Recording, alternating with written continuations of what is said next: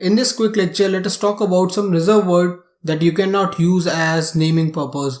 You cannot use them as your method name or your class name, your variable name, or anywhere else. So for example, there are approx 33 words that you cannot use. I will provide you list.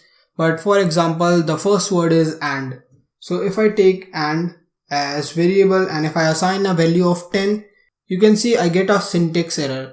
But if I use maybe ANDD, that is AND, and then provide the value, same value, and it was possible to get that. And if I print that particular value, and you can see I got the result.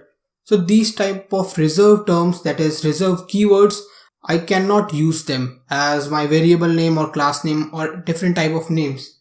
So there are 33 words with the latest update of Python 3.7.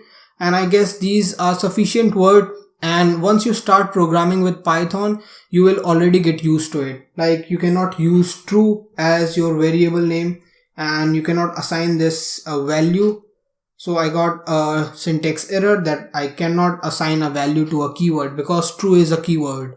Same will be for false. I cannot use for, else, except, finally. So there are 33 words. And basically you cannot use these words for your naming purpose.